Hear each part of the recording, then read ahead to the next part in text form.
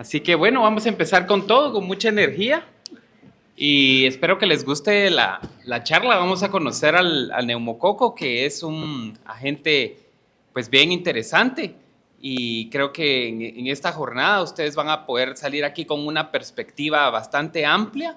No tengo ningún conflicto de interés para esta presentación y bueno, empezaríamos diciendo de que el neumococo tiene esta forma, ¿verdad? Es un diplococo. Una característica que ustedes le pueden ver aquí es que tiene una cápsula. Esa cápsula es bastante gruesa, como tienen algunas bacterias, pero específicamente el neumococo. Eso le ayuda, vamos a ver, en varias cosas, pero de forma particular también esa configuración de esa cápsula es el sitio diana de los anticuerpos que se inducen con las vacunas. Cuando decimos neumococo pensamos que es solo una bacteria, pero en realidad hay más de 100 serotipos, y si lo vemos bien, cada serotipo es único y es distinto. Entonces, para el sistema inmunológico es diferente. Entonces tenemos, por así decirlo, 100 diferentes tipos de neumococo. Afortunadamente no todos son invasivos. Cuando decimos invasión, vamos a aprender hoy que la invasividad no la tienen todas las bacterias, solo algunas, pero el neumococo sí es una de ellas, y esta capacidad invasiva quiere decir que puede estar colonizando, pero en algún momento, si hay circunstancias favorables, el neumococo va a invadir.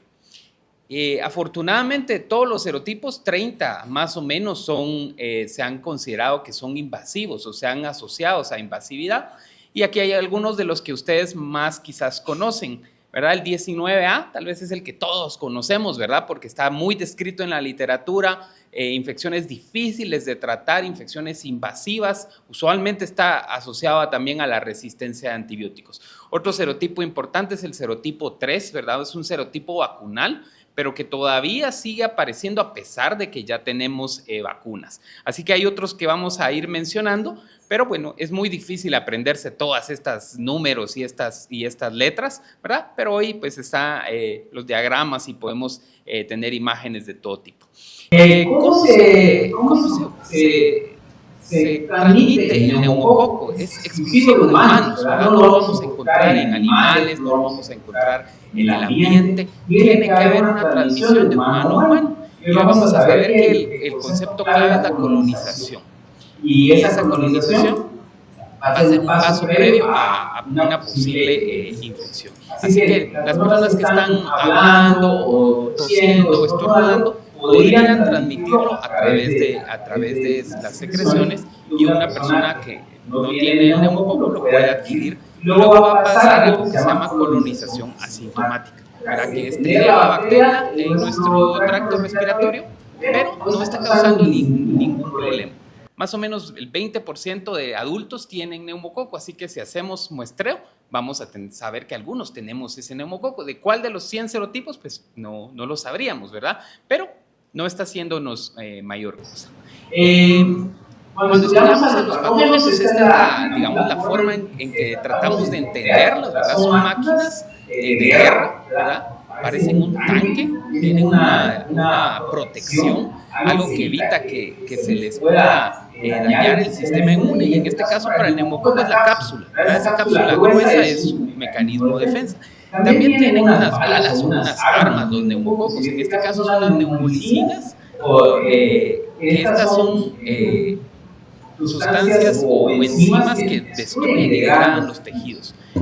También tienen una serie de proteínas que son las que le permiten adherirse, ¿verdad? Así como las orugas, ¿no? de los tanques se adhieren a la superficie. Los neumococos tienen varias proteínas, la proteína de superficie A, neuraminidasas, también tienen algunos pilis, algunas celulasas. Todas estas están en la cápsula, y principalmente su característica es adhesión a los epitelios. Por eso es que este es un colonizante, ¿verdad?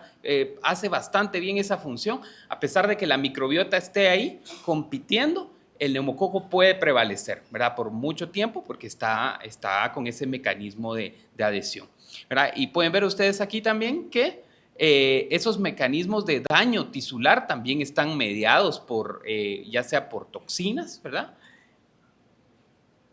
Las neuraminidasas, todo lo que termina en asa, se recuerdan ustedes, son líticos, ¿no? Destruyen neumolicina, peróxido de hidrógeno, neuraminidasas y por otra parte también estas proteínas que ayudan a la adhesión celular.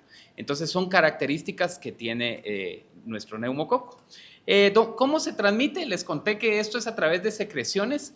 Esto es muy efectivo en los niños, ¿verdad? Sobre todo si los niños están yendo a una guardería. Las tasas más altas de colonización ocurren en las guarderías. Hasta el 40-60% de los niños que van a una guardería portan neumococo. Y en el caso de los adultos, 10-20%. ¿Por qué los niños son tan efectivos? Ya se los decía el doctor Eguizábal en este curso. Los niños son mocosos, ¿verdad? Andan todo el tiempo moqueando, todo el tiempo estornudándose, se tocan los mocos, agarran los juguetes, se lo pasan al compañerito, comparten los alimentos, ¿verdad? Para los niños no es un problema, ¿verdad? Es parte de su aprendizaje. Sin embargo, eso hace que sean muy efectivos transmisores. Entonces, el neumococo pues va a ser colonizador.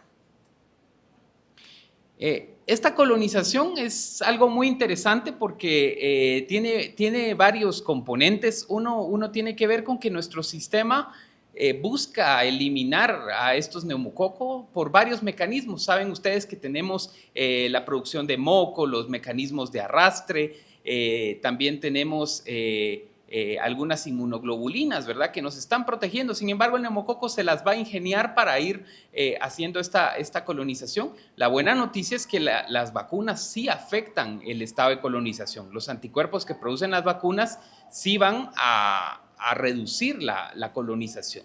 Es decir, que nos van a quitar ese factor de riesgo. Y eso es algo muy bueno, es una buena noticia de las vacunas conjugadas. También se ha visto que tiene que ver mucho en esta interacción algunas proteínas o en este caso del huésped. Y esto es importante porque según la edad que tenga y la madurez inmunitaria, eso afecta a la colonización. Así que también en niños muy pequeños hay tasas más altas y en adultos mayores también tenemos tasas más altas de colonización, ¿verdad? Entonces aquí está el esquema, en un niño sano 20-40, pero si está en una guardería hasta el 60%. Y luego rápidamente vamos a pasar ya al tema de la invasión, ¿verdad? Les dije que esta bacteria sí tiene esa particularidad, ¿verdad? De invadir. Entonces vamos a ir viendo, hablemos del tracto respiratorio superior, ¿verdad? Los mecanismos de adhesión, en este caso la neuraminidasa va a facilitar que el neumococo esté en el epitelio respiratorio superior. ¿Y cuál sería la forma que podría este neumococo ya causar enfermedad? Ahí veríamos todas las sistemas infecciosos, ¿no? Otitis media, sinusitis, que serían las más frecuentemente reportadas. Luego, ¿qué pasa si este neumococo logra atravesar a través del epitelio respiratorio, invadir los tejidos y llegar al torrente sanguíneo? Eso también puede ocurrir, y aquí es donde nosotros vemos que este neumococo invasor sí puede pasar al torrente sanguíneo directamente, no vía pulmonar, sino vía la colonización. Esto entonces es una de las causas, ¿verdad?, que podemos ver que el neumococo puede ser origen de una sepsis. De hecho, es un agente considerado en la sepsis. Y luego vean otra que nos interesa mucho hoy, evade también la respuesta inmunológica y atraviesa la barrera hematoencefálica. Y entonces el neumococo es también un agente de meningitis. Entonces, estos son los mecanismos por los que puede causarnos invasión. Entonces, ¿qué enfermedades nos causa? Dos grupos, digamos, que reconocemos, las que son asociadas a mucosas, neumonía, otitis media, sinusitis, conjuntivitis, y luego las que le llamamos enfermedades neumocócicas invasivas, meningitis, sepsis, peritonitis, neumonía bacteriémica y artritis séptica. La etiología de estos síndromes, la gran base o la gran mayoría son cuadros de otitis media, seguido de neumonías. Ya en lo alto de esta pirámide de cuadros de bacteriemia y sepsis, y hasta arriba en la parte superior, los casos de meningitis. Vean que la severidad es inversamente proporcional, ¿no? Es mucho mayor en la meningitis, afortunadamente, ¿verdad? Y la prevalencia pues, es menor. Sin embargo, recuerden que cada uno de estos casos pues, podría ser evitado por vacunación. Más aún, hoy vamos a hablar también de los pacientes que tienen una condición de riesgo, y esto es algo muy importante. Existen, aparte de la edad, otros grupos que pueden tener un mayor riesgo y se dividen en, digamos, varios grupos. Unos tienen que ver con exposición, por ejemplo, a humo de tabaco, exposición pasiva o activa. Es un factor que definitivamente lo que hace es que favorece la colonización del neumococo. También un estado de inmunocompromiso o también algunas condiciones o comorbilidades que pueden debilitar el sistema inmunológico, entre ellas condiciones cardíacas, pulmonares, hepáticas, renales, asplenia funcional, VIH, inmunodeficiencias, tratamiento para cáncer, inmunodeficiencias primarias, hemoglobinopatías y, por ejemplo, un síndrome metabólico también. Diabetes. Bueno, perdón si tocamos ahí la fibra, ¿verdad? Hay que saber de que pues, esas condiciones sí nos predisponen. Bueno, algo importante es que pues, nosotros aquí todos somos clínicos, ¿verdad? Y no podemos dejar esta parte, ¿verdad? La parte clínica es fundamental en la enfermedad neumocócica. El reconocimiento de cada una de estas entidades es parte de nuestro quehacer diario, ¿verdad? Creo que todos conocen las definiciones de una meningitis, de una peritonitis, los cuadros que produce artritis séptica. Lo importante aquí va a ser siempre considerar que el neumococo es un agente importante, ¿verdad? ¿Por qué? Porque es invasor. Otras bacterias que son invasoras, meningococo también, ¿verdad? Streptococo del grupo A también es una bacteria que puede ser invasora. Haemophilus influenza tipo B, ¿verdad? Comparten características de por qué pueden invadir directamente Staphylococcus aureus también. Y bueno, así que la parte de la clínica siempre tiene que ir, digamos, con nosotros, es una parte importante, porque si sospechamos que hay neumococo hay que tomar muestras, ¿verdad? Hay que tomar análisis de líquido cefalorraquídeo. Ahora tenemos, como van a ver ahora, datos a través de no solo de reacción de cadena polimerasa, sino también de secuenciación para identificar el serotipo. Entonces, estamos pasando a una época donde el diagnóstico es mucho más fácil, ¿verdad? Sabemos que el cultivo es una tasa de sensibilidad muy baja, pero ya estamos en una nueva era, ¿verdad? En una era molecular, ¿verdad? Entonces, muy importante que esta charla nos ayude también a que nosotros en la parte clínica estemos siempre buscando tomar los cultivos, enviar las muestras. Idealmente son líquidos, si ustedes vieron, son líquidos que deberían de ser estériles, ¿verdad? Pleural, peritoneal, cefalorraquídeo, hemocultivo. También podría ser en orina, se podría detectar el antígeno de Streptococcus pneumoniae. Y bueno, estas muestras se pueden ir a varios trabajos, ¿verdad? Pueden ir a un cultivo bacteriano, pueden ir a una PCR, ahora hay paneles multipatógeno y definitivamente si tenemos la bacteria, la podemos secuenciar, ¿verdad? Siempre hay limitaciones cuando tomamos cultivos, uso previo de antibióticos, pero es parte importante de este tema, ¿verdad? Estamos en la era de la resistencia antimicrobiana. Entonces, una diapositiva para tomar conciencia un poquito que el uso indiscriminado de antibióticos sí ha visto que podemos tener, digamos, alguna resistencia, sobre todo a la penicilina, ¿verdad? La verdad es que conseguir hoy en día penicilina es una odisea, ¿verdad? Entonces, hablemos que la mayoría, pues, tratamos con cefalosporinas, ¿verdad? Cuadros de meningitis todavía no hemos visto que hay una resistencia importante. A lo que sí estamos ahorita teniendo datos es de que la resistencia a los macrólidos se ha ido en incremento, ¿verdad? Entonces esto es algo importante porque seguramente no van a ser una buena terapia, ¿verdad? Para este caso. Y en el caso de que se sospeche que haya una resistencia a cefalosporinas, ustedes pues sabrán que vancomicina es una terapia que se asocia, ¿verdad?, a los casos de meningitis principalmente. Bueno, entonces nos quedan 15 minutos para hablar del tema de los serotipos, que creo que es una parte importante, ¿verdad?, de entender cómo se ha ido desarrollando. Y aquí quisiera yo mostrarles que luego que se introducen las vacunas ocurren dos fenómenos. Bueno, no son fenómenos, sino dos situaciones. Una es de que la incidencia de las enfermedades invasivas por los serotipos vacunales descienden. Eso es lo esperado, ¿verdad? Que haya un impacto en la enfermedad invasiva por los serotipos que estamos vacunando.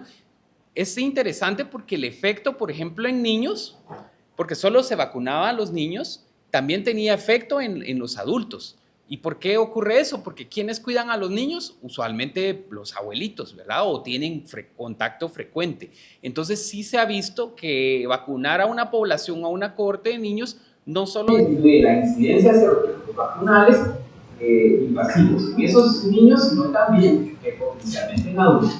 Factores que favorecen el reemplazo: presión selectiva inducida por las vacunas, la diversidad capsular de neumococo, transmisión en la comunidad y, algo importante, coberturas subóptimas. También cuando no hay buenas coberturas, este fenómeno del reemplazo también podría mantenerse.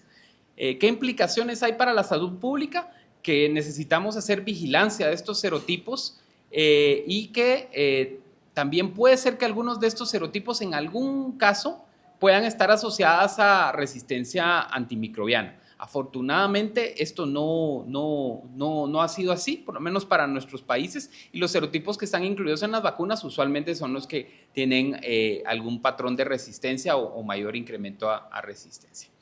Entonces, ¿qué es lo que vamos a ver? Que entre más vacunas vamos poniendo, ¿verdad?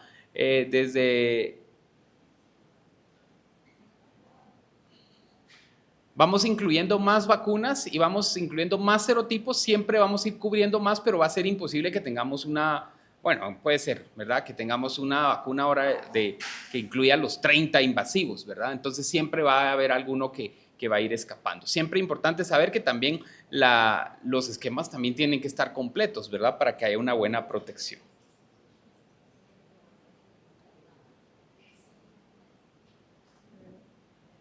Entonces, muy rápidamente les quiero contar que hay algunos datos de Guatemala que me gustaría compartirles. En la era antes de la vacunación, estudios del doctor Asturias en niños menores de 5 años mostraban de que las meningitis eran una causa importante de morbilidad. Había muchos casos reportados cada año y también se reportaban muchas muertes. Y entonces se hizo una caracterización y vean que el neumococo tenía una tasa de letalidad del 37%. En el caso de meningitis era muy superior a Haemophilus influenza. Y que el 60% de las meningitis por neumococo ocurrían en menores de 6 meses. Aquí estamos hablando de era prevacunal. En ese tiempo, antes de que las vacunas fueran introducidas, el serotipo 2 era el serotipo más importante, más frecuentemente encontrado. También se encontraba el serotipo 1, 4, 5, 6, 6A, 14, 19, 19A. Vean aquí de forma interesante que el 19A no era de los más importantes, ¿verdad? Era uno, estaba ahí entre el montón, pero no eran de los más importantes. Y habían otros que no habían podido ser serotipificados. Luego llegamos que en el año 2013, ¿verdad?, se introduce la vacuna en el esquema nacional. Es un esquema 2+1. ¿Verdad? Siempre sale la pregunta, ¿por qué usamos 2 dosis y no 3 dosis? ¿Verdad? Siempre. Bueno, definitivamente se ha demostrado que a nivel de un programa, un esquema 2+1 es tan efectivo como un esquema 3+1, ¿verdad? Y pues reduce los costos de todo un programa. ¿Por qué? Porque yo estoy vacunando a toda la población. Un requisito para este esquema es que hayan buenas coberturas, ¿verdad? Si tenemos coberturas muy bajas, definitivamente no vamos a alcanzar la protección a nivel individual. Aquí, con buenas coberturas, tenemos una buena protección de rebaño. Y las coberturas realmente en neumococo no han sido malas. Este es el historial del esquema. sí es mucho menor, recuérdense en el refuerzo, ¿verdad? Siempre entre la primera y la segunda dosis y el refuerzo siempre hay una pérdida de esos chiquitos, ¿verdad? Hay una pérdida en el seguimiento y en la temporada de pandemia sí hubo un impacto importante, pero digamos que ha habido una recuperación, ¿verdad? Y esperamos que la mayoría de nuestros niños en Guatemala pues tengan su esquema y sí es muy importante el refuerzo, ¿verdad? Pues hoy en día tal vez uno de los temas centrales que tenemos que conversar con los papás o con cualquier persona es que deben de tener esquemas completos, ¿verdad? No, una protección parcial no nos garantiza que haya buena protección. Y vamos a ver que después de la vacunación con neumococo 13 valente, hay un estudio también, el doctor Melgar y la doctora Sandoval hoy que están exponiendo, hicimos este estudio en dos hospitales grandes, el San Juan y el Roosevelt, ¿verdad? De enfermedad neumocócica invasiva. Este fue un estudio de más o menos unos 4 años. Y lo que aquí se encontró en este estudio es de que aquí estudiamos todas las edades. Ustedes se recuerdan lo que les mostré, el estudio del doctor Asturias era solo niños, pero aquí incluimos todas las edades. Meningitis es la forma invasiva más frecuente, ¿verdad? Que encontramos neumococo. Aquí la diferencia o lo que hicimos nosotros diferente es que las muestras les corrimos PCR, ¿verdad? No era solamente cultivo, sino que hacíamos PCR. Entonces, la mayoría de los casos encontramos 129 casos de meningitis. También encontramos casos de sepsis, ¿verdad? En el torrente sanguíneo. Y también encontramos casos de peritonitis, artritis séptica. Entonces, sí, neumococo pues tiene esta diversidad de presentaciones. ¿En qué edades los encontramos? Otra vez de forma importante, si ustedes se recuerdan, el estudio del doctor Asturias solamente abarcaba menores de 5 años, pero la enfermedad invasiva tiene este comportamiento en los extremos, ¿no? Tiene niños muy pequeños y personas mayores. Sin embargo, también vean que afecta a individuos que están entre 15 a 59, ¿verdad? Seguramente tienen alguna condición, ¿verdad? Que los hace más susceptibles. Y luego, ¿qué encontramos nosotros en este estudio? Ya una distribución diferente de serotipos. ¿Por qué? Porque ya había vacunación en los niños. Siempre encontramos que el serotipo de los más frecuentes era el serotipo 3, ¿verdad? Ya se dieron cuenta ustedes que incluso superior al 19A, pero el 19A va ahí muy cerca, el serotipo 2 continúa como parte de estos casos que encontramos, y también encontramos un gran número que no identificábamos el serotipo, ¿verdad? Es decir, que eran serotipos probablemente no vacunales, ¿verdad? Y aquí estamos viendo nuevamente ese tema de cómo los serotipos van cambiando conforme vamos introduciendo vacunas, ¿verdad? No tengo más detalles, por ejemplo, aquí todos querrán saber si estos estaban vacunados, si tenían solo una dosis, ¿verdad? Eso es lo que todos quisiéramos tener como el mínimo detalle. No lo tenemos aquí en esto. Si hay una tablita en el estudio, si la quieren ir a revisar, donde está en los casos de los niños, y sí, muchos les faltaba el esquema, ¿verdad? Tenían 1 o 2 dosis o no tenían ninguna dosis. Eso es muy importante, ¿verdad? Entonces su protección estaba incompleta. Entonces, ya en esta última parte, en estos últimos años, el Ministerio de Salud ha adquirido la capacidad de hacer secuenciación de genoma completo e identificar los serotipos por esta metodología. Y esto ha llevado a que acabemos de recibir hace un par de semanas estos datos de 100 muestras de neumococos que ellos han secuenciado con fines de serotipificación, y aquí ellos han encontrado en este muestreo que es el serotipo 19A es uno de los más frecuentes, seguido del serotipo 3, el serotipo 23A, el 11A, 15A, hay una diversidad. Entonces yo pues le pedí a la inteligencia artificial que mejor me lo analizara, ¿verdad? Para que no fuera tan complicado, y les traigo aquí que de estos serotipos que reportan con la vacuna PCV13 cubriríamos el 30 al 35% de estos serotipos, de estos 100 que secuenciaron, pero si introducimos PCV20 estaríamos llegando a una mejor cobertura, ¿verdad? Hasta el 55% de esos neumococos. Entonces, sí vale la pena, ¿verdad? Saber esta información. Creo que es información muy que fundamenta, ¿verdad? La necesidad de expandir, ¿verdad? El uso de vacunas conjugadas que tengan mayor cobertura para neumococo. Así que ya, mis conclusiones, hoy le gané 2 minutos ahí al reloj. El neumococo es muy importante, ¿verdad? Es top entre los que nos debería de preocupar, ¿verdad? Cuando tenemos casos de bacteremia, meningitis, neumonía, siempre piensen en neumococo, ¿verdad? Siempre hay que tenerlo ahí. La presentación es muy variable. Si ustedes se dieron cuenta, es una bacteria que tiene una diversidad de factores de virulencia, adhesión e invasividad. Entonces, sí hay que aprenderse ahí esos detallitos, ¿verdad? Y tener ahí la parte bien afinada. Es importante revisar la parte del tratamiento, ¿verdad? La obtención de las muestras también, y que ustedes sepan que pues, la capacidad de diagnóstico ha mejorado, ¿verdad? De repente tienen algún paciente enviar el líquido, se podría hacer una PCR, pues igual se le trata al paciente, pero si hay una sospecha que sea una enfermedad invasiva, pues hay que llegar al fondo, ¿verdad? Bueno, así que la vigilancia nos ayuda, y ahora les va a hablar el doctor Melgar de el tema de vacunación, ¿verdad? Para que vayamos ahí afinando el tema. Así que eso ha sido todo y muchas gracias. Yo creo que las preguntas van a ser al final. Gracias.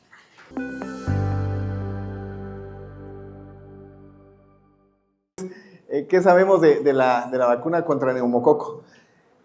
Pues bueno, ya habló el doctor Maldonado bastante del neumococo. El neumococo resulta que no es un neumococo, sino que son un montón de neumococos. Ya vieron que hay más de 100 serotipos de neumococo, que eso es los serotipos se ven por esa cápsula chilera, ¿verdad? Ustedes ahí que tiene afuera, que tiene polisacáridos, y pues a esos polisacáridos es a donde hace el cuerpo inmunidad. Desde que se hizo la reacción de Kellum, que no vi si el doctor Maldonado lo comentó, pero es poner anticuerpos, ¿verdad? Suero de algún animal, usualmente, que tenga anticuerpos contra el neumococo. Se descubrió que si se ponía a reaccionar el neumococo, cuando uno lo veía al microscopio, se hinchaba la cápsula, y de hecho la reacción de Kellum se llama también reacción de la hinchazón de la cápsula. ¿Y por qué se hincha la cápsula? Porque se llena de anticuerpos contra esos polisacáridos, y resulta que es serotipo específico, o sea, dependiendo del neumococo que haya yo inoculado en el caso de laboratorio, o que me haya expuesto en el caso natural, ¿qué neumococo me haya expuesto? Vaya a ser anticuerpos contra ese neumococo en particular, y eso se va a poder ver en el laboratorio con la reacción de Kellum. Eso se vio hace más de 100 años, o sea, eso lo conocemos desde hace muchísimo tiempo, y sabemos que el cuerpo hace defensas a través de esos anticuerpos contra los polisacáridos, o al menos es una de las formas en que se defiende contra el neumococo, pero eso nos hace que lo podamos diferenciar en ese montón de neumococos, ¿verdad? Entonces, desde que sabemos que tenemos serotipos de neumococo, pues sabemos que la inmunidad es serotipo dependiente, y entonces dijimos, bueno, ¿por qué no? Voy a hacer alguna forma de defenderme contra el neumococo, contra esos serotipos, a través del polisacárido. ¿Por qué no agarrar el polisacárido del neumococo y hacer una vacuna contra ese polisacárido? Y eso, miren, en 1902 se vio de que la cápsula no era solo factor de virulencia primario, sino el blanco antigénico diferencial, es donde nos llegan los anticuerpos, y eso diferencia un neumococo del otro neumococo. Hacemos un spoiler, por eso es que la vacuna no protege contra toda la enfermedad, ¿verdad? Nos va a defender contra los serotipos que tengamos en la vacuna, y ya lo mencionó también ahí el doctor Maldonado. Entonces, ¿cuál es la idea? Pues agarro polisacárido purificado. No es tan difícil purificar un polisacárido, por cierto. Resulta que ustedes, con ciertas técnicas de bioquímica, pues se puede purificar. Eso me va a dar una respuesta inmunológica. Si lo inyecto primero a un animal, ¿verdad? Se empezaron a hacer estudios con animales, y después a un ser humano. Si me inyectan a mí polisacáridos de neumococo, hago defensas contra ese polisacárido. Y por eso tenemos una vacuna que se empezó a ensayar hace más de 100 años, que como dato histórico, yo creo que lo tengo después, pero se dejó de utilizar por el advenimiento de la penicilina. Ya teníamos unas primeras vacunas contra el neumococo, y dijeron, ¿para qué vamos a hacer vacunas si tenemos penicilina y eso cura el neumococo, ¿verdad? En los años 40 o 50 resultó de que el neumococo bandido pues hacía resistencia, y pues hay otro montón de cosas ahí que nos pueden dar problemas con usar solo antibióticos. Pero después, en los años 80, a finales de los 70s, 80, se retoma y se dice, usemos el polisacárido. ¿Qué pasa con el polisacárido? que va a ser una respuesta T independiente. Y se recuerdan de las clases de bioquímica que nos dicen que el linfocito T es el maestro no de la escuela, el maestro de la, ay Dios mío, de la orquesta, que dirige toda la orquesta, ¿verdad? De la inmunidad. Entonces, si nos salteamos al maestro de la orquesta, pues no está tan bien la inmunidad. Eso ya nos dice algo. Y nos dice que nos da anticuerpos, sí, pero son de corto plazo y no nos activa la T-helper. Eso es un problema. ¿Por qué? Porque en menores de 2 años es muy pobre la respuesta a los polisacáridos. Sí hacemos respuesta, pero la respuesta es pobre, no duradera, no da memoria. Entonces, la protección clínica decae después de ciertos años de haber puesto la vacuna. No era tan buena la vacuna. Y la eficacia clínica, se ha visto que sí que hay eficacia clínica, y tampoco vamos a decir que no sirve la vacuna de polisacáridos, porque hay una vacuna con 23 polisacáridos que se utiliza y la seguimos utilizando. Pero más o menos 45% de efectividad para enfermedad invasiva por el seborotipos vacunales en adultos y una protección, si mucho, modesta para neumonía. Entonces, hay polisacáridos, excelente, porque es mejor que nada, pero no es tan bueno. Y para niños chiquitos, que por cierto, si vieron las diapositivas del doctor Maldonado, los que más hacen enfermedad invasiva son los niños chiquitos, pues no, la vacuna no sí va a funcionar. Entonces a alguien se le ocurrió, de aquellas ideas brillantes que la verdad no sabe uno cómo se les ocurren, pero se le ocurrió no para neumococo, por cierto, sino para hemófilos influenza tipo B, que es parecido, que también el polisacárido es el que hace la respuesta inmunológica. Dijo, ¿y qué tal si se recordó de su clase de microbiología, ¿verdad? De tercero de la Facultad de Medicina de la San Carlos, para los sancarlistas que estamos acá? Eso nos lo enseñaron ustedes, si no se acuerdan, si hubo una clase, vayan a buscar su libro. Nos dijeron de que los mejores inmunógenos son las proteínas, ¿se recuerdan? Y de hecho los polisacáridos son inmunógenos pobres, por eso nadie hace alergia al dulce, ¿verdad? Soy alérgico a los dulcitos de menta, no, ¿verdad? Pero alérgicos a los camarones, sí que hay más gente, porque son mejores inmunogénicos. Entonces dijo, ¿qué tal si agarro una proteína, se la uno a un polisacárido y expongo a un sujeto a esto? ¿Será que es una mejor respuesta inmunogénica? Y resulta que sí, que es una respuesta muy robusta, T dependiente, con memoria. ¿Por qué? Porque la célula lo va a procesar, lo va a presentar, va a soltar por ahí citoquinas, va a activar las células T, va a haber un cambio clonal y eso nos va a dar una muy buena respuesta inmunogénica. Entonces las vacunas conjugadas en una sola idea, pues esto, agarro una proteína, la junto con mi polisacárido, que es el de mi interés, y hago una vacuna. Y así surgen las vacunas contra neumococo. Estas vacunas resultaron ser una maravilla total. Van a ver un montón de diapos igualitas a esta, que tienen la incidencia de enfermedad invasiva. Ojo, porque es por serotipos vacunales, ¿sí? Los serotipos que estaban en la 7 valente, ponen la vacuna y empiezan a bajar hasta prácticamente desaparecer. Realmente la eficacia vacunal era muy, muy buena. La efectividad, lo que se vio en las poblaciones después de instaurar vacunación contra neumococo fue dramático. Los serotipos de la vacuna tienden a desaparecer. O sea, no es que solo bajen, sino casi que desaparecen, con unas cuantas excepciones que de hecho vamos a ver, ya lo vimos con el doctor Maldonado, pero son los que permanecen a pesar de la vacuna. Pero bueno, aparte de eso, los niños deben de haber visto hace un rato de que son portadores de neumococo. Y si yo elimino el neumococo de los niños, resulta que en los adultos también hay una disminución de la enfermedad por neumococo después de introducir la vacuna en los niños. Eso se ha visto repetidamente en diferentes estudios en diferentes países. Claro, esto asume de que ustedes están poniendo bastante vacuna en los niños. Con las tasas de vacunación que tenemos nosotros en Guatemala, no estamos tan seguros de qué tanto esto realmente esté impactando en los adultos y lamentablemente no llevamos una vigilancia como para saberlo. Pero la teoría nos diría que si tenemos a los niños vacunados en casa, los adultos están también algo protegidos contra esos serotipos asociados a la vacuna. Entonces vemos a partir de la introducción de la vacuna PCV7 primero, ven cómo reduce muchísimo, después PCV13 sigue la reducción. O sea, la verdad que sí, una vacuna que funciona muy bien porque tiene una respuesta muy robusta en el sistema inmunológico. ¿Qué pasa con Latinoamérica? Esta es una revisión sistemática que hizo la Organización Panamericana de la Salud. Por cierto, fue medio controversial porque en algún momento se dijo, no, es que si en este estudio se evaluaron 10 y 13 valentes y se vio que las dos tenían un impacto muy bueno en Latinoamérica, entonces se dijo, si las dos son muy buenas, entonces puedo usar una u otra, ¿verdad? Entonces uno decía, no, hombre, pero es que este tiene más serotipos y los otros sí, pero igual el impacto en salud pública es el mismo. Y la realidad es que sí, el impacto en salud pública es el mismo. A nivel individual, pues es otra historia. Probablemente, o seguramente, si ustedes ponen una vacuna con más serotipos, pues van a tener más protección que con una con menos serotipos. Es muy lógico, pero bueno. Pero pongo esto más que todo para ver de que en Latinoamérica, porque los estudios que más hemos visto eran en Europa, en Latinoamérica todos los estudios nos dan una eficacia vacunal, una efectividad en este caso, vacunal bien importante, entre más o menos los de menos 20%, pero hasta casi un 70% de efectividad vacunal. Efectividad vacunal se refiere a cuando yo hago los estudios en la población. Es una palabra ahí que nos confunde un poquito, ¿verdad? Pero si dicen eficacia, ustedes ya deben de pensar un ensayo clínico. ¿Por qué? Porque así se nos ocurrió y así nos pusimos de acuerdo y todo el lugar donde diga eficacia están hablando de un ensayo clínico.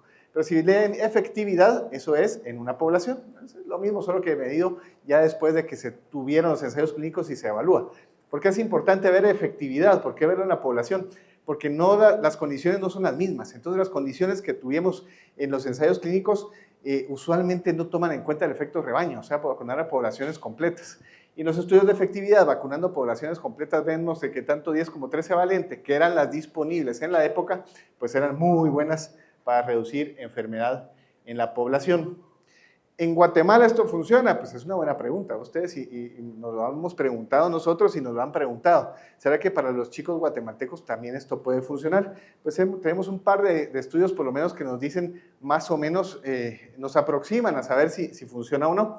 Este es un estudio que hicimos justo antes de empezar a vacunar con 13 valente a nivel nacional. Entonces teníamos niños en lo privado que estaban vacunados con 13 valente y en lo público, pues que no, la mayoría no estaban vacunados. Pudimos comparar vacunados con no vacunados y ahí buscamos colonización. Neumococos, se recuerdan que primero coloniza y después invade. Entonces, si no logra colonizar, pues no debería de invadir. Esto es parcialmente cierto, ustedes, porque hay algunos neumococos que colonizan muy rápido e invaden casi de una vez, y otros que colonizan todo el tiempo y nunca invaden. Pero en general, si ya no me aparece en la nasofaringe, es que ya no debería de darme problema. Pues lo buscamos y encontramos que chicos que tenían una dosis de PCV13 en esa época tenían 68% menos de colonización. Hasta con 4 dosis no encontramos a ninguno que tuviera colonización con neumococo en este estudio en particular. Entonces, si vemos que niños guatemaltecos vacunados con PCV13 reduce mucho la posibilidad de encontrar colonización por neumococo. En términos generales, el 10% de los niños que no tenían vacunas tenían neumococo, el 30% de los que no tenían vacuna tenían neumococo y en general el 10% de los niños con vacuna tenían neumococo. O sea, sí hay una reducción bien importante en colonización en niños guatemaltecos en esa época. Otra forma de verlo podría ser el estudio de enfermedad invasiva que mostró el doctor Maldonado, en el cual podríamos ver también, ¿verdad?, de que poniéndole números redondos, con 3 dosis de vacuna hubo 4 casos de enfermedad invasiva, con 2 dosis 4 también, con una dosis 7, sin ninguna dosis 20. O sea, sin hacer un análisis ahí, porque habría que hacer un análisis que, por cierto, no hicimos, que podríamos hacerlo todavía, pero un análisis estadístico más al detalle, pues sí vemos que la mayoría de casos se dan en personas, porque aquí es en general niños y adultos que no tenían vacuna y sin datos de vacunación, 23 casos que probablemente eran sin vacuna, ¿verdad? Esto es porque no teníamos dónde constatar que no tenían vacuna, pero en general digamos que fueran todos 43 casos sin vacuna con enfermedad neumocócica, versus ¿qué? 15 con vacuna. O sea, es muy evidente que los que tienen vacuna por lo menos aparecen menos con enfermedad invasiva en los hospitales. Algo funciona de estas vacunas y lo vemos otra vez a nivel de Guatemala. Y el que me presentó ahorita el doctor Maldonado de secuenciación, que todavía no están publicados los datos, una forma un poquito diferente de verla. Decir que serotipos que encontramos, pero que están en las vacunas, 19A, 3 y 6A, ninguna sorpresa. El 19A, si han visto charlas de neumococo, han visto que sigue aparecer de cualquier vacunación.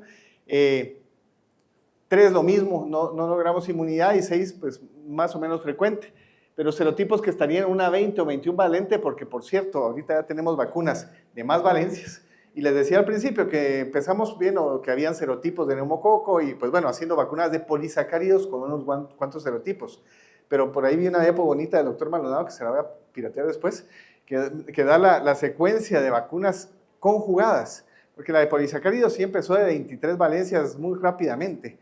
pues, metieron todos los que podían meter ahí, ¿verdad? Ustedes, pero con conjugación es un poquito más complicado. El proceso de conjugar, ahí lo vimos en una diapo sencillo, no es nada sencillo lograr que se conjugue realmente, porque no es solo juntar, es conjugar, se tienen que quedar bien juntitos.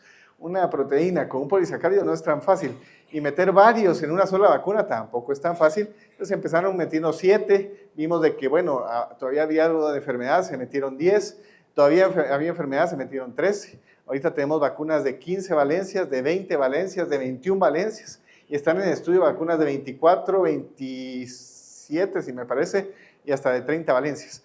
Entonces eso es algo que tenemos que ir viendo con el tiempo, y en Guatemala pues ya tenemos vacuna 20 valente disponible, 15, 20 valente, y vemos de que los que estarían en 20 a 21, pues estos serotipos, y en una 21, estos serotipos que encontramos, y que no están en ninguna vacuna, pues sí, hay serotipos en Guatemala que no están en ninguna vacuna. Entonces, buena noticia para los que nos gusta el infecto, mala noticia para los pacientes. Vamos a seguir viendo neumococos seguramente por muchos años de ustedes. Ojalá encontremos alguna vacuna del futuro y vamos a hablar de eso al final. ¿Y cuál es el problema? ¿Por qué hemos necesitado más vacunas? ¿Verdad? Ustedes pensábamos que con las primeras vacunas vieron cómo reducía la enfermedad dramáticamente. Si el neumococo está en la nasofaringe y yo quito algunos de esos neumococos, pues doy campo para que lleguen otros. Y eso era una preocupación desde que se sacó la vacuna. Es más, se tenían dudas si no se iba a reemplazar por completo la nasofaringe y la vacuna no iba a tener ninguna eficacia. Por suerte, los serotipos no son tan invasivos ni tan fáciles de colonizar unos versus otros. Entonces sí que se ha visto algo de lo que se llama reemplazo. ¿Y qué es el reemplazo? Que tengo dominancia de los neumococos azules, digamos acá, antes de la vacuna. Pongo la vacuna, quito los azules, pero llegan los rojos, o sea, otro neumococo, y reemplazan. La pregunta es, ¿esos rojos será que son más invasivos o menos invasivos? ¿Más resistentes o menos resistentes, verdad? Por suerte, pareciera que son menos invasivos y menos resistentes en su mayoría, uno que otro no, y por eso se ha ido viendo, bueno, si tengo reemplazo, ¿qué hago? Tenía aquí una PCV7, pues bueno, meto una 13, hay reemplazo, empiezo a buscar una PCV15, una PCV20, una PCV24, y vamos un poquito ahí detrás de los serotipos. Pero paciencia, es lo que tenemos ahorita, ¿verdad? Entonces, el tema de reemplazo es el cambio de serotipos conforme se van poniendo las vacunas. ¿Y esto es teórico o es real? Pues bueno, aquí una publicación de Colombia, por ejemplo, donde se vio precisamente eso. Se puso PCV10 y empezó a verse reemplazo, en este caso por serotipo 19A. Entonces, aquí vemos cómo estaba bajando la tasa de enfermedad y sube, ¿verdad? ¿Por qué? Porque se ve que sí hubo un reemplazo en este caso, y una de las principales razones por las que se ha ido aumentando las valencias es por estos serotipos en particular, porque no son muchos ni son todos, pero unos cuantos serotipos que nos van haciendo reemplazo.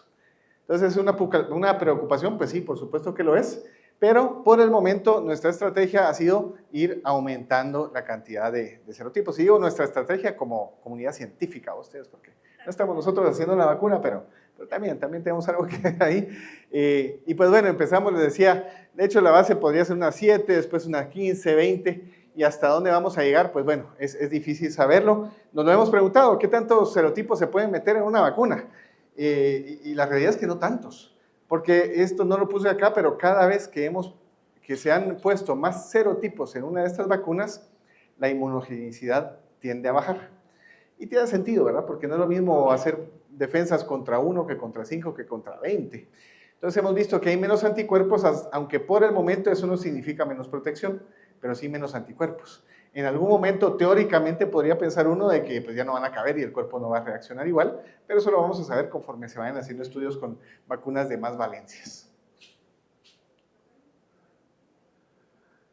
¿Y cómo estamos ahorita? Pues lo que más llevamos es hasta 21 serotipos, por eso lo ponemos acá, la que más nos cubre ahorita. Esta es una vacuna de MSD, es la competencia de Pfizer, por cierto, pero la de Pfizer ya está disponible.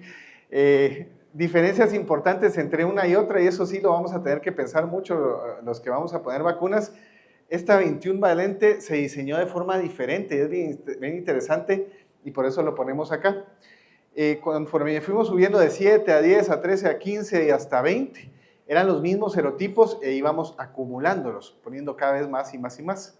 Pues a alguien se le ocurrió y dijo, bueno, si ya tenemos bastante buena protección con una 15 valente, ¿qué tal si hago uno a 21 pero le cambio los serotipos? Le pongo otros serotipos diferentes a los que les dan enfermedad neumocócica a niños y uso esta en adultos.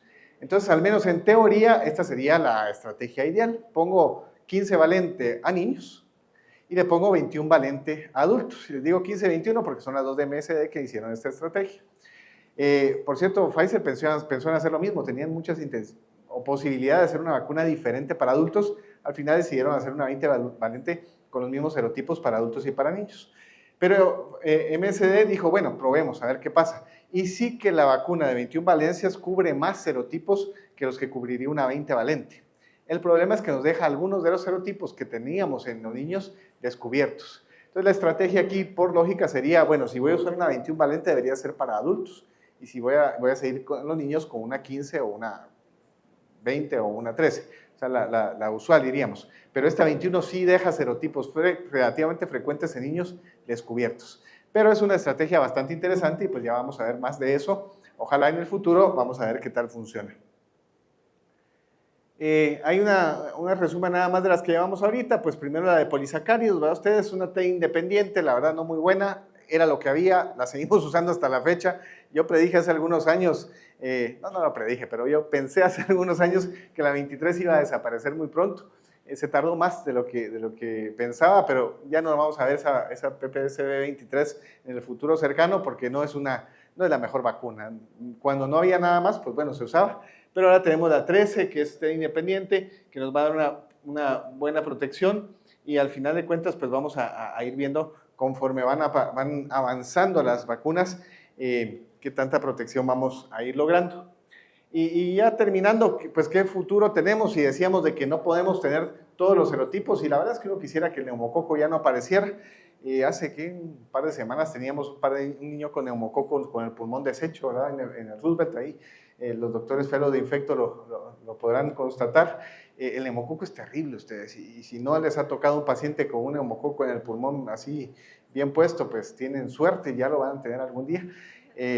No digamos meningitis por neumococo, seguimos viéndola, no digamos otitis, sinusitis y neumococo en todos lados. Entonces, ¿qué podemos hacer en el futuro? ¿Qué se está pensando hacer para vencer ese potencial cielo o número máximo de serotipos de neumococo que puedo poner en la vacuna?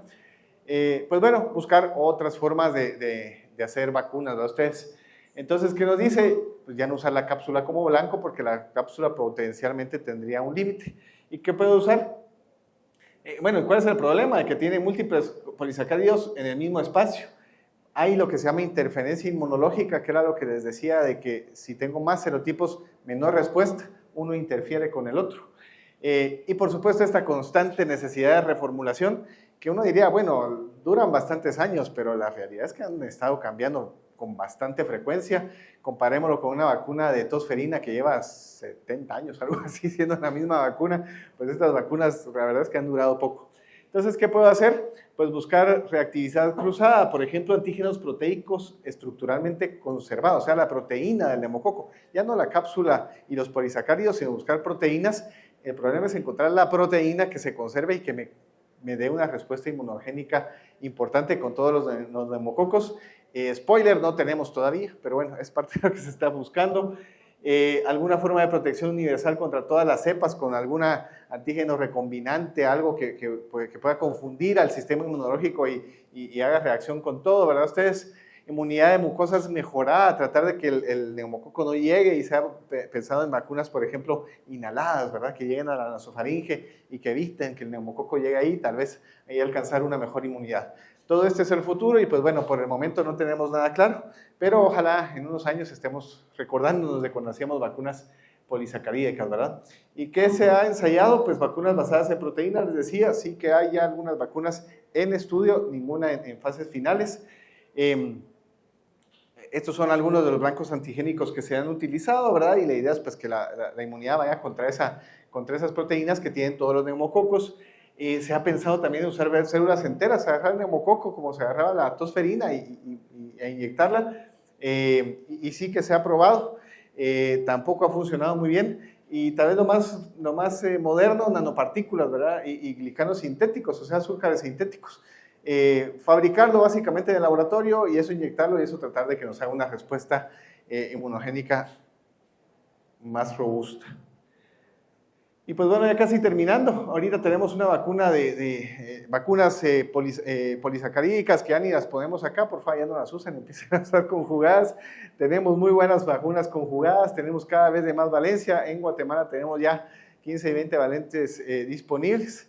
La realidad ecológica, eso lo mencionó el doctor Maldonado, ¿verdad? El neumococo es complicado, va apareciendo y no se nos va a ir y nos sigue jugando un poquito a la vuelta.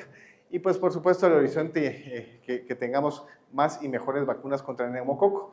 Ojalá estemos otra vez platicando de esto en el futuro. Y creo que con eso, agregué esto, el esquema de vacunas, por si alguien no se sabía el esquema de vacunas, tenemos 3 esquemas, de hecho este es el esquema nacional, ponemos la vacuna, y como voy de tiempo, no me tardé más, yo creo, no, estoy cabalito, me faltan 5 minutos. El esquema nacional lo escogimos 2, 4 y 12 meses. El esquema recomendado o con el que se hicieron los estudios para estas vacunas era de 3 dosis, 2, 4, 6 y 12 meses. ¿Cuál es la idea de las primeras dosis? Dar una respuesta importante en el niño y como son niños muy pequeños, a pesar de que estas son buenas vacunas, en el niño pequeño nada hace buena inmunidad, entonces nos toca vacunarlo muchas veces. Entonces lo ponemos desde los 2 meses, ¿por qué? Porque es cuando ya empiezan a enfermarse, de hecho es cuando más se mueren, entonces empiezo lo más pronto posible, pero como sé que no hace una buena respuesta, repito esa vacuna a los 4 meses. Eso le da una buena respuesta, pero no nos da una memoria adecuada, o sea, no le va a durar para toda la vida, la pongo al año de vida o después, pero con esa dosis del año ya le da una inmunidad para toda la vida. Sabemos que con este esquema de 2 más 1 tenemos tan buena respuesta como la que tendríamos con 3 más 1. Entonces la indicación ahorita básicamente en todo el mundo es usar 2 más 1, o sea, 2 dosis antes del año, una después del año. Podrían decir ustedes, mire, pero en mi paciente, en lo individual, yo quiero que tenga la mejor respuesta posible y no sé cómo está la inmunidad de los otros niños y los estudios se hicieron con 3 dosis, yo prefiero 3 dosis. Tiene todo el derecho de hacerlo, puede vacunarse 3 dosis a los pacientes. De hecho, yo lo hago todo el tiempo en pacientes privados. Si quieren una protección individual segurísima, pues bueno, póngase su 3ª dosis de vacuna. Por cierto, ahorita Reino Unido lleva 5 años vacunando 1 dosis a los 4 meses y otra dosis a los 12 meses. Ellos solo tienen 2 dosis y les ha ido muy bien. No hay datos muy robustos porque lo empezaron a hacer justo en pandemia. Entonces la enfermedad neumocócica bajó muchísimo por la pandemia. Entonces, los datos ahorita reales se están viendo en los últimos años y pareciera ser que fue una estrategia muy exitosa, eso sí, con tasas de vacunación arriba del 90%. Ellos dependen mucho de la inmunización de rebaño, entonces no vamos a recomendar 1 más 1 en Guatemala en los próximos años, tal vez en 5 años que tengamos una excelente tasa de vacunación.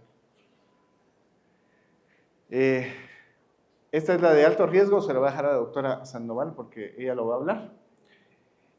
Bueno, esto ya lo habló el doctor Maldonado, un poquito de las tasas de vacunación, para nada ideales, ¿va? Ustedes si se meten al tablero ¿cómo se llama?, del esquema de vacunación, ven cómo nuestra tasa de vacunación de hecho iba bajando hasta el 2019 y ahorita nos va mejorando un poquito, pero todavía tenemos menos del 90% de tasa de vacunación de neumococo, lo cual no es ideal a nivel nacional y tenemos que mejorarlo.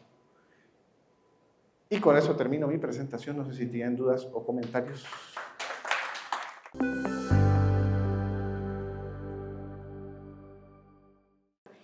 Bueno, pues no tengo ningún conflicto de interés, quiero decir, para esta conferencia, ¿sí? Y lo que espero es de que ustedes salgan aquí con un panorama amplio que les pueda decir claramente qué pueden hacer y si alguien les pregunta, ustedes puedan decir cómo va la secuencia, ¿sí?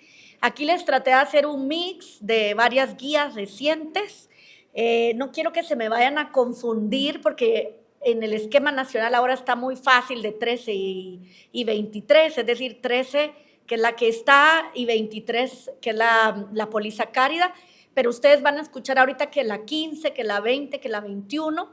Entonces, quiero que conozcan porque ese es el plan, porque están recibiendo un curso y son nuestra primera cohorte del curso de vacunas de AGI. Entonces, quiero que ustedes tengan ese plus de poder decir y discriminar entre lo que hay, lo vigente, lo ideal y hacia dónde vamos, ¿verdad? Y lo que tenemos, ¿ok? Entonces, les pido frescura, si necesitan pararse por café, pues háganlo. Y algo que sí quiero decir es que las guías pueden estar ahí, todas, pero si nosotros no las sabemos cómo aplicar o a quién, entonces no sirve de nada. Este es un caso que les pongo acá. Es un hombre de 67 años con mieloma múltiple y estaba en remisión parcial. Hizo un hemocultivo positivo para neumococo y era el serotipo 19A. Pero ese puede ser un paciente como los que miramos en el hospital. Puede ser un paciente con meningitis, como el que hemos visto al menos 2 o 3 en este año, ¿verdad? De choque. O puede ser un paciente como este que les estoy comentando. ¿Qué pasó? Que ese paciente fue un poco más de un año visto en hematología, en nefrología, en medicina interna y nunca fue vacunado. Entonces, imagínense todos los internistas y los subespecialistas y toda la gente que le vio a ese señor y nadie le pudo preguntar su estatus vacunal porque ninguno de ellos estaba en el curso de vacunas, ¿verdad? Entonces, eso es lo que le pasó a ese señor de mala suerte, ¿verdad? Entonces, ¿qué dicen? ¿Le funcionaría estar vacunado idealmente? ¿Verdad? Ya están los ítems abajo. ¿Era candidato? Pues sí, era un candidato. Y hubo oportunidad, 3 consultas perdidas, y yo pondría más ustedes, porque sentadito en la banca, mucho de lo que hacen nuestras enfermeras son salir a dar plan educacional. Y en el ICS también he visto que lo hacen. Yo ya les he contado la experiencia que a mi mamá la pescaron así en el CAMIP, ¿verdad? Ella estaba sentada y literal la enfermera salió a ofrecer la vacuna y literal pescada porque ella me llamó y me dijo, mira, me están ofreciendo esta vacuna, me la tengo que poner y yo, mami, sí, ponte esa vacuna y se la pusieron de una vez. O sea que son oportunidades que la gente está ahí esperando la consulta, ¿verdad? Entonces, por favor, yo espero que en sus clínicas no tengan tanta gente que tengan que tener tanta gente esperando, pero bueno. Ese serotipo 19A sí está incluido en la 20, ya ven que les causó mucho interés la 20, ¿verdad? Existía, ya está lanzada, pero nos faltó conocimiento a las personas que le vieron, ¿verdad? Bueno, esto me va a ser muy fácil, hacer ese recorrido, comentar la introducción de las vacunas conjugadas, gracias a los pediátricos, sí, un aplauso para los pediátricos, porque los pediátricos han conseguido que reduzcan esas enfermedades invasivas y la neumonía, y también de adultos, porque en principio fue gracias a ustedes, al esquema de los pediátricos, ¿verdad?, de los pacientes pediátricos, que hemos conseguido algo de inmunidad colectiva, pero persiste serotipos. Y otra cosa es que digamos que hay nuevas vacunas y vienen en camino vacunas que sí son específicas o pensadas para los adultos. Hay cargas de países que no sabemos, pero hay cargas en Guatemala que ya nos mostraron y la pasaré muy rápido porque ya la comentó un poco el doctor Maldonado. En noviembre del 2024 ya los esquemas hablan de la PCV20 y de la 21 inclusive, que son recomendadas sobre todo para adultos, y los menores de 65 que tienen riesgo de enfermedad neumocócica invasiva. Nosotros estamos actualizando vigilancia genómica en Guate, pero no tenemos una política pública de momento. Aquí, como pudieron ver, muchos de nosotros estamos en el NITAG y de verdad créannos que hemos tratado de impulsar ese cambio y ese avance, créannos, ¿verdad? Pero ustedes saben que el sarampión, ahora viene ANTA y hay muchas cosas que a veces hace que las prioridades de gobierno no siempre vayan alineadas con las necesidades urgentes, ¿verdad?, de los cambios y las mejoras en programas inmunoprevenibles. Inclusive algo que a mí sinceramente me da mucha pena, ¿verdad?, y es que por segundo año consecutivo Guatemala no tenga una semana de la vacunación al día. Y eso es muy triste, ¿verdad?, porque se suponía que uno iba a tener un cambio ahora, ¿verdad?, y no ha pasado. Entonces, yo sé que a lo mejor están analizando tener todos los biológicos y todos los insumos, pero eso denota cómo están las prioridades en el país, ¿verdad? Que esto es una crítica constructiva que espero que se corrija para el siguiente año.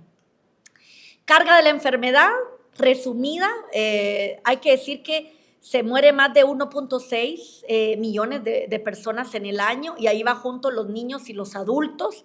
Y ese es un problema a la hora de sacar los números porque la mayoría de países como Guatemala incluye los adultos con los niños.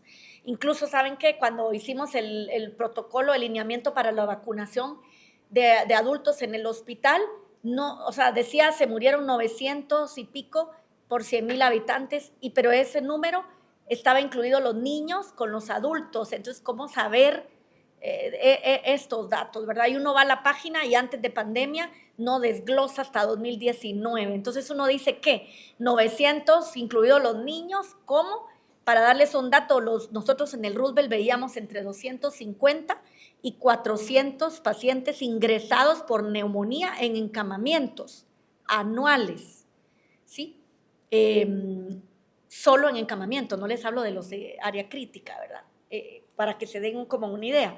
Y aparte la enfermedad neumocócica invasiva bacterémica, que sí que se mira, y de este número, la mitad de los casos pues son en bacteremia, ¿verdad? Puede ser meningitis o puede ser neumonía. Poblaciones de mayor riesgo, vamos a ahondar acá, pero si se fijan las edades, ya los que estamos en este rango, rascando este 45 a 64, pero bien rascando hacia la izquierda, ¿verdad? Estamos ahí en este riesgo, pero los mayores de 65, si se fijan, son la población que tenemos que tener más en cuenta. Países desarrollados toman en cuenta arriba de los 50, y ya ahondaremos un poquito más de los adultos en riesgo inmunocomprometidos.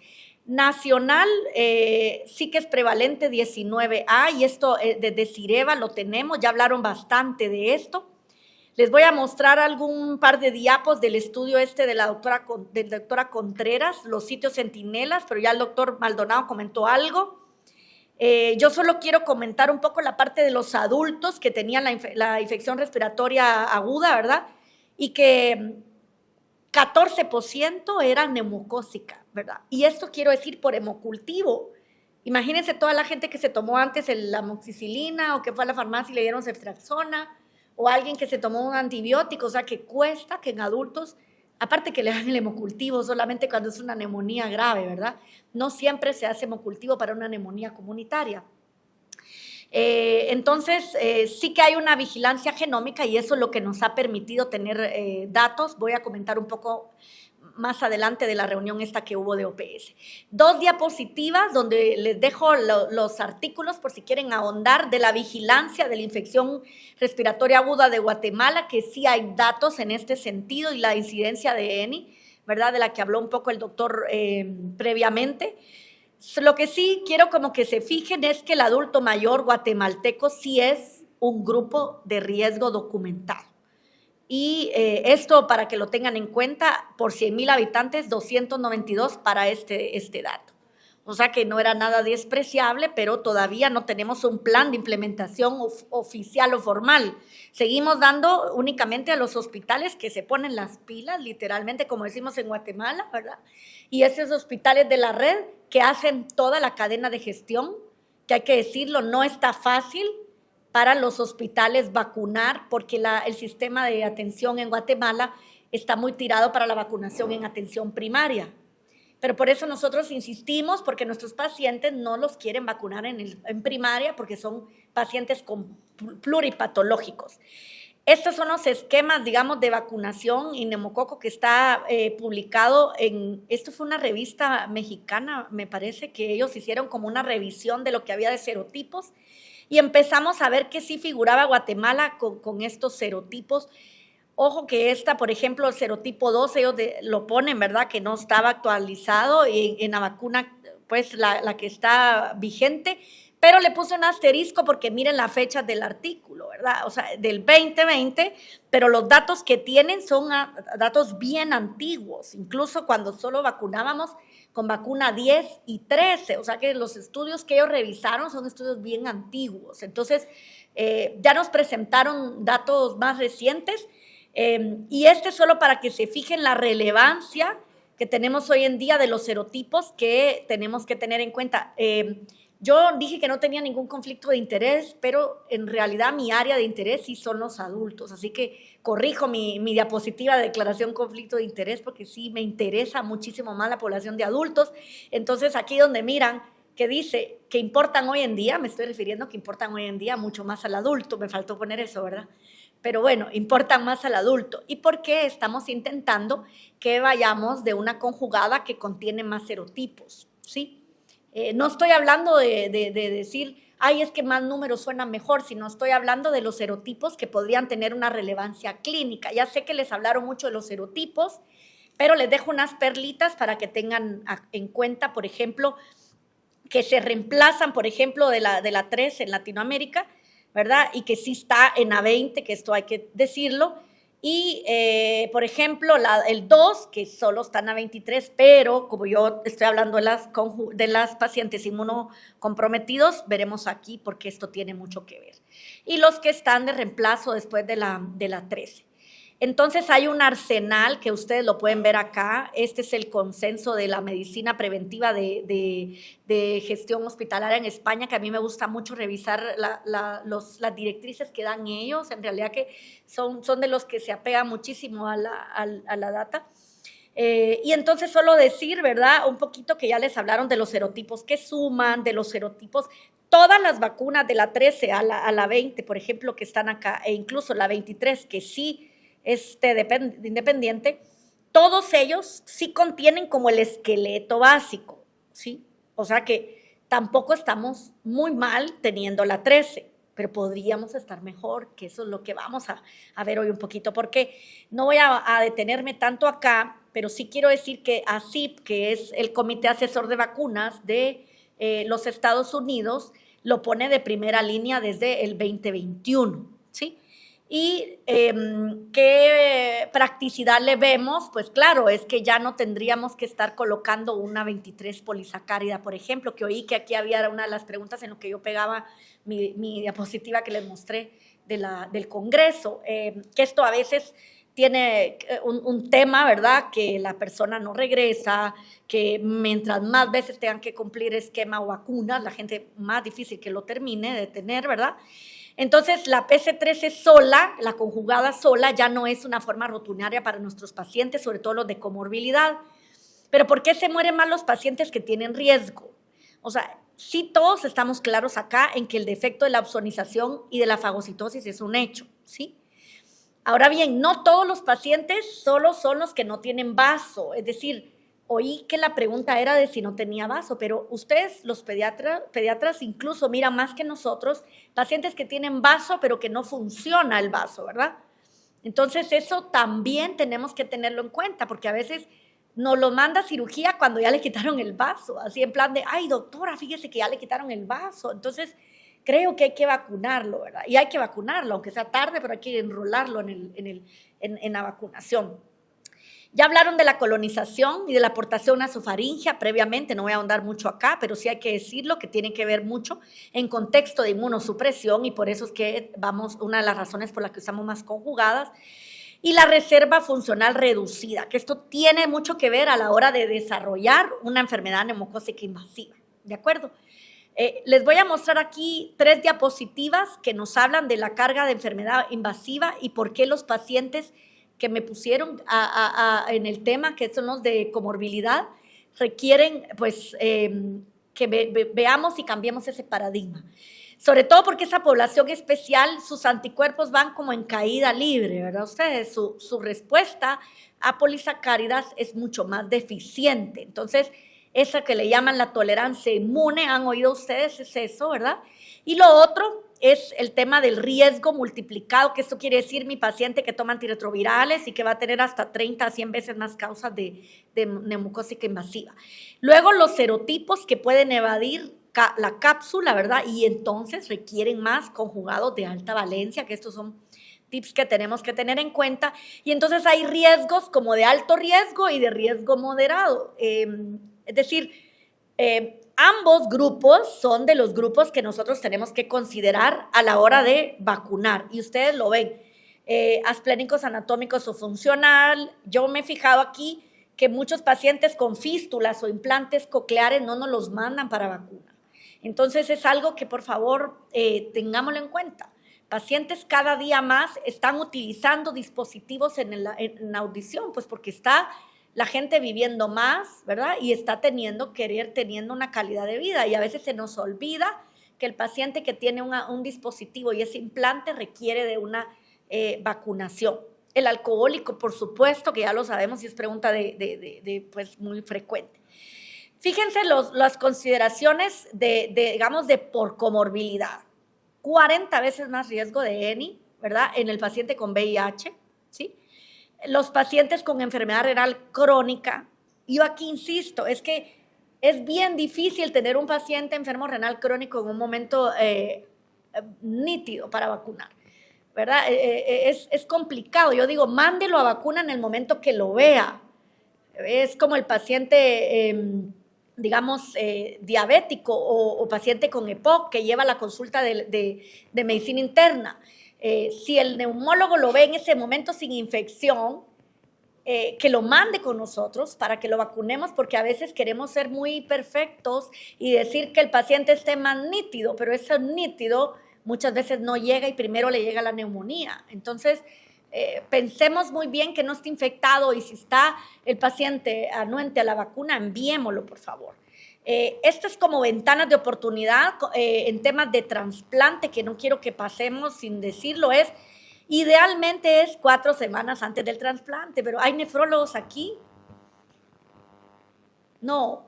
Y si algún nefrólogo nos está viendo en diferido cuando lo vea paralelo, por favor, mándenos los pacientes antes del trasplante. No está mal que nos lo mande después, pues está mejor que no lo mande, pero necesitamos que el paciente pueda hacer una mejor respuesta que antes, ¿verdad?, del trasplante, porque luego le vamos a poner medicamentos inmunosupresores. Entonces, si lo vacunamos, pues es mejor que no vacunarlo, pero su respuesta no va a ser ideal. Claro que le podemos poner o colocar esa vacuna post-trasplante, ¿verdad? Envíanoslo también. Pero miren esto, en el día 100 es como de los días donde más se nos infecta. Entonces, por favor, neumólogos también, porque usan Cortis, pero me refiero a los nefrólogos, mándenos los pacientes si en algún momento tiene que ver.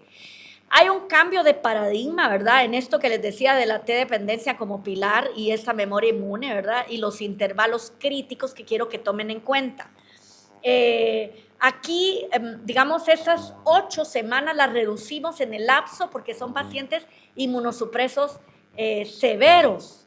Pero si usted es personal de salud y ya se colocó la vacuna 13, que es la que está en el esquema conjugada, no necesita inmediatamente a las 8 semanas colocarse esa segunda dosis de polisacárida porque sí está estudiado que en el inmunocompetente va a ir mejor si damos más lapso de tiempo, incluso 1 año.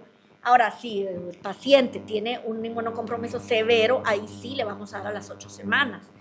Pero esto se simplificaría mucho si colocamos una conjugada, por ejemplo, tipo de la 20, ¿verdad? Que podría ser en este caso. Entonces, les hemos hablado un montón de vacunas conjugadas, polisacáridas. Ustedes ya están muy duchos, muy expertos, porque ya el doctor Melgar y el doctor Maldonado les dijeron, y yo solo les dejo este cuadrito de chivito, como decimos en Guatemala, para que le hagan un screenshot y luego se lo revisen, porque a veces uno quiere tener como un chivito, ¿verdad?, para recordarse cuando le tiene que explicar al paciente, y básicamente es las razones por qué uno dice, bueno, preferimos una conjugada por la memoria duradera, porque reduce la aportación nasofaringea y es más eficaz en inmunocomprometidos, ¿verdad? Y entonces en la mayoría de grupos de riesgo está más fácil porque es la primera, ¿verdad? Y luego, pues las polisacáridas, si no tengo una 20, una 21, nos vamos pues con la secuencial de la polisacárida. El esquema actualizado en la mayoría de guías, estamos con el 20, y si no ha tenido vacunación previa, pues eso, evaluar en cada historial. Si ya recibió la 13, la pregunta que hacían aquí al doctor Melgar está aquí contestada, sería colocar una 20, ¿verdad?, después de haber recibido esa 13. En este caso agregamos la 20, pero ya no es necesario colocar una 23. Queda claro ese punto, me parece, ¿verdad?, en este aquí. Y si solo tuvo una 23, porque alguien solo le colocó una 23 polisacárida, entonces justo le agregamos una vacuna conjugada después de 1 año que haya recibido esta dosis. Y ya, luego cuando los pacientes me dicen, doctor, ahí está ya, sí, hasta que vuelva a cumplir 60 años. Digo, entonces, no sé si vamos a llegar a 65, pero bueno, esto. Luego los inmunocomprometidos, pues no cambia. Ideal, ¿verdad? La 20, conjugada siempre primero, y si no, como en Guatemala, pero si se fijan, tenemos opción primero la 15 y de último la 13, ¿verdad? Y luego en 8 semanas, entonces la 23. Solo si usó la 15, ¿verdad? Esta, por ejemplo. 5 años después, si la persona tiene, digamos, en ese lapso de vida, entonces repetimos una polisacárida, ¿de acuerdo? Ahora bien, aquí vienen unos tips o unas perlitas. Paciente que tiene VIH, esto no importa el nivel de CD4. Hay que colocar esa vacuna. No estoy como que, es que yo voy a esperar que reconstituya, que el paciente suba los CD4. En el momento que tengo el paciente, porque yo ya vi que tienes 40 veces más riesgo de ENI. Entonces, VIH que yo veo, paciente que vive con VIH, venga y pase a la clínica y que le vacunen, porque este es un riesgo. No es que yo voy a esperar que venga la 15, no es que yo voy a ajustar para la 20, no es que yo voy a esperar la 21. En lo que usted decide esta parte, vamos con lo que tenemos, porque la mejor vacuna, como ya sabemos, está en el brazo, es la que está en el brazo. Paciente con mieloma, linfoma, leucemia, ideal antes de la quimio. Pero es que no nos lo mandan antes de la quimio ustedes, ideales 2 semanas antes de la quimio. Pero entonces hay que ver en el momento en el que tenga un intervalo de pausa y que le den un descanso a la paciente en lo que va a iniciar el siguiente ciclo. Porque si se espera las 18 ciclos de quimio, en esos ciclos de la quimio le va a dar una neumonía, una meningitis y nos vamos a poner muy, muy impotentes y el paciente realmente muy mal y nosotros pudimos haberlo evitado. Y bueno, el trasplante, como ya lo había comentado un poquito antes, recuerdo la asplenia anatómica y funcional, como dije previamente, en lo ideal, ¿verdad? Y bueno, si no, pues si no puedo 2 semanas antes, pues voy después. Ahora, no vamos a posponer un paciente que le tienen que quitar el vaso, porque yo no lo he vacunado, ¿verdad? No tiene lógica también, no, esperen esto, no. O sea, ideal, pero si ya no lo mandan, no lo vamos a retrasar por la vacunación, pero sí lo ponemos en ojo y en tener en cuenta acá. Paciente de diálisis que está en estadio 3 o nefrótico, Balmson. Yo he tenido mucho escuchar que me dicen, no, es que está paciente renal, ellos no levantan mucha anticuerpo. Ajá, pero levanta un 60% y no un 80, un 90%, pero ¿qué es mejor, 0 o 60?